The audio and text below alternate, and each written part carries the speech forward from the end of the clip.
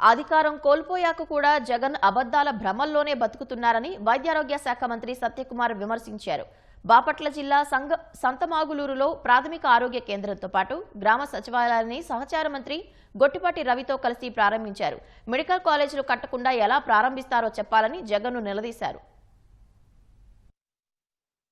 ఎక్కడ చూసినా medical college గురించి సంతకాలను తిరుగుతున్నారు. సంతకాలు పెట్టడానికి ప్రజలు ఎవరు ఓట్లే, వాళ్ళే ఇంట్లో కూర్చొని కుడి చేత్తో కొన్ని సంతకం, ఎడం చేత్తో కొన్ని సంతకాలు పెట్టుకుంటే ఇక్కడ సరిపోవట్లేదని హైదరాబాద్ లో కూర్చొని ఎవరికో జీతాలు ఇచ్చి పేమెంట్ చేసి వాళ్ళతో కూడా సంతకాలు పెట్టిస్తున్నారంటే ఆ సంతకాలన్నీ తీసుకెళ్లి గవర్నర్ గారి దగ్గరికి కదా, అయ్యా నువ్వు చేసిన పాపమే కదా మాకు శాపంగా మారింది. పునాదులేసి మేము మెడికల్ కాలేజ్ నిర్మాణం చేసేసామంటున్నారు. పార్వతీపురంలో కూడా మేము మెడికల్ కాలేజ్ కట్టేశాం, అయినా వీళ్ళు ప్రారంభించట్లేదని నేను ఆశ్చర్యపోయాను. గూగుల్ వాళ్ళని కూడా అడిగా, ఏమయ్యా ఎక్కడన్నా మాకు తెలియకుండా భూగర్భంలో కట్టారా, ఏదన్నా చూడండి ఎత్తుకోమని.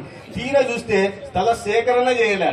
స్థలం సేకరణ చేయకుండా మేము మెడికల్ కాలేజ్ కట్టామంటే ఎటువంటి ప్రబుద్ధులు ఉన్నాయో చూడండి. అయ్యా నువ్వు కట్టింది మెడికల్ కాలేజ్ కాదయ్యా, నువ్వు ఎక్కడెక్కడ ఉంటున్నావు అక్కడ ప్యాలెస్ కట్టుకున్నావు. రోజు మీ కాళ్ళ కింద నుంచి జారిపోతున్న పార్టీని కాపాడుకునే ప్రయత్నం చేయండి. దాంట్లో అప్పుడప్పుడు ప్రెస్ కాన్ఫరెన్స్ రండి, మాట్లాడండి, విమర్శలు చేయండి, కానీ సద్విమర్శలు చేయండి. మీరు చెయ్యని పనులు చేసినట్టుగా భ్రమల్లో ఉండి ప్రజలను నమ్మించే ప్రయత్నం చేయకూడదని చెప్పి నేను జగన్మోహన్ రెడ్డి గారికి, ఆయన వందమాగతులకు అందరికీ సందర్భంగా చెప్తున్నాను. కూడా ఒక అబద్ధం పదే పదే చెప్తే ప్రజలు నమ్ముతారనే భావంలో ఉన్నారు. అలాగే చెప్పారు. 5 ఏళ్ల తర్వాత నమ్మారా? 151 నుంచి 5 తీసేసి మధ్యలో 11 చేసి అది కూర్చోబెట్టారు.